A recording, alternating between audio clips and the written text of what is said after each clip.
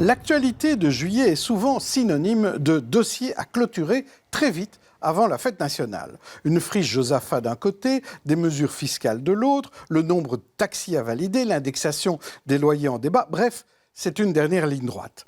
Un dossier surprise s'est immiscé dans cette actualité estivale, c'est un échange de prisonniers avec l'Iran.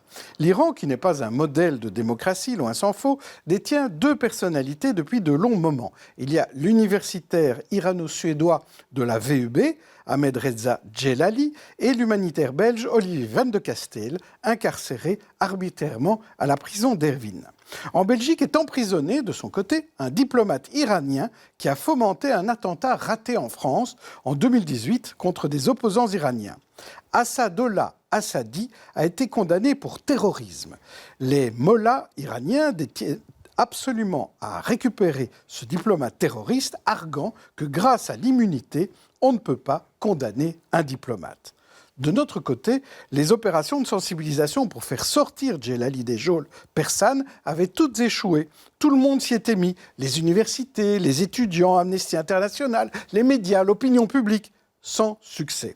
Hier, la commission de la Chambre a approuvé un texte d'un traité de transfert des prisonniers entre l'Iran et la Belgique. Ce texte ouvre la voie à un transfert possible d'Assadi en Iran pour qu'il y purge sa peine, ou qu'il y soit relâché pour bons et loyaux services, qui sait. Reste que ce traité ne concerne même pas les deux personnes qui croupissent dans les prisons iraniennes. Djelali n'a pas la nationalité belge, et Van de Castel, lui, n'a même pas encore été jugé dans les formes par un tribunal iranien. On peut juste espérer que les Iraniens soient adoucis par notre bonne volonté d'accepter le transfèrement d'Assadi. Ce traité n'assure donc même pas un échange de prisonniers, comme au bon vieux temps de la guerre froide. Juste une volonté d'apaisement auprès d'un régime tyrannique et terroriste. Pas sûr que cela marche, mais qui sait. Et puis surtout, pourquoi ce traité déboule maintenant ? L'urgence est demandée la semaine dernière par le gouvernement à la Chambre, puis votée en commission hier. Au début, tous les partis semblaient très réservés sur ce texte. Et suite à un huis clos entre le ministre de la Justice et les chefs de groupe, tout s'est éclairci. Et la majorité a approuvé le transfert. Alors, qui est intervenu ? On peut supposer que la France a dû donner son accord.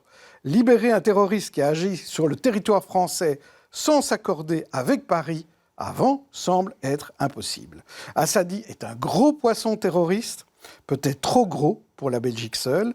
Il vaut certainement plusieurs prisonniers, qui sait même des prisonniers français, en plus des deux qui intéressent les Belges et que l'on voudrait voir libérés. Pas sûr que cela marche, mais qui sait.